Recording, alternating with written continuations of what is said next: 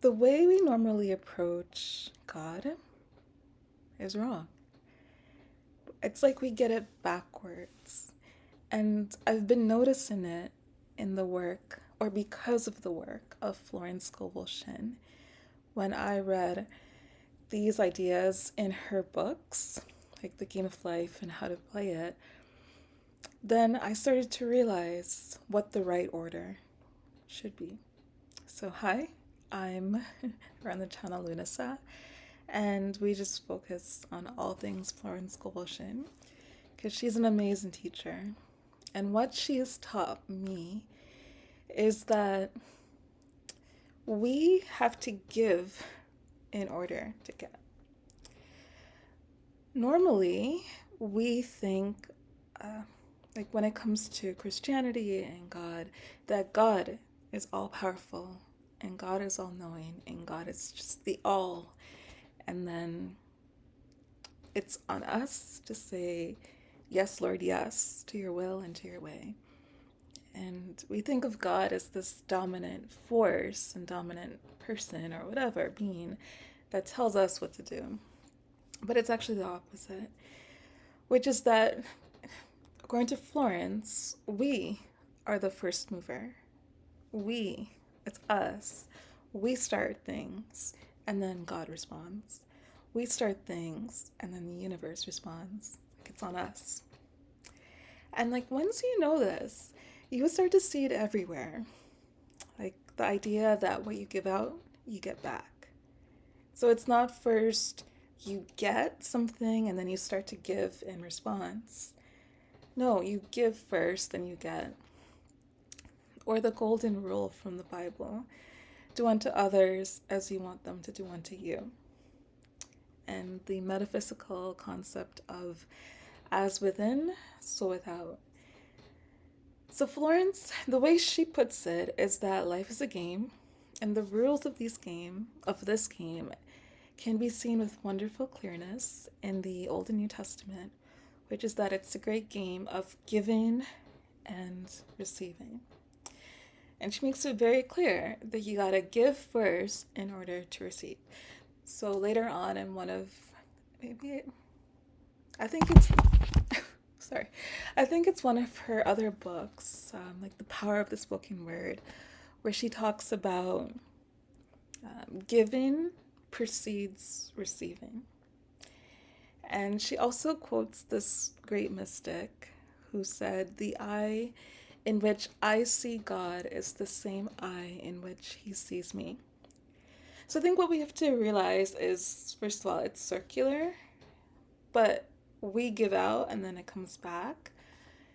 And so if you're not willing to do anything, if you're just waiting for ideas to just manifest, it's not really gonna work. You gotta give something in order to get. But then also know how closely related they are.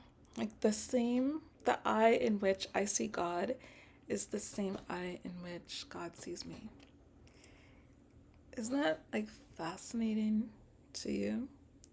And it leads me to one of Florence's great affirmations, which is actually part terrifying and part interesting, which is to say, I do not limit God by seeing limitations in myself. So if you're like me, you have this habit or this tendency to say that I'm not good enough, or I'm so tired, or I can't. Just whatever you put before it or after, I can't. Just like right in the center. I can't because of this reason. I can't because of that reason. But Florence is like, when you see limits in yourself, you are limiting God. So you may think that God is this all-powerful thing that can override your self-imposed limitation, but that's not true. If you limit yourself, you're limiting God. And so the opposite is also true. If you think all things are possible, then all things become possible with God. And so, yeah, it puts a lot of responsibility on me and on you to snap yourself out of your funk and to bring yourself out of your fear and doubt and worry and realize, hey, you're the first mover. So if you're not doing anything, all the powers of the universe can't do anything. Like they're waiting for you to say, okay, go ahead. And that they're limited to work to the extent that you believe in yourself. And like I guess the mindset I grew up with is that God can like override all that stuff. God's all powerful, all knowing. He can override all that stuff and just make it happen for you. But you realize, no, no, no. God's limited by you. Um, God would freely give, but you first, that's from your perspective receiving, but first you had to give something. As within, so without. Do unto others as you want them to do unto you. What you give out, you get back. And yeah, it's a very interesting lesson. Because don't you just want to be in the corner, like, I give up, God take over.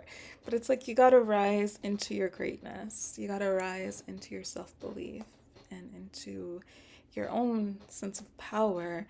And it's from there that God's like, yes, we can work with this. And it's an amazing thing. So thank you for watching this video. I did make a version of this video in the middle of the night a few, like last week or something. I just felt like I wanted to make that video, but then I was recently feeling like I wanted to come on camera to do this version. So yeah, as always, thank you so much for listening. This channel is just focused on all things Florence Scovel Shinn. Because as I said, she is a legend. She worked 100 years ago. And her books deserve to be studied, and let them mentor you because they're good. So I'll see you next time.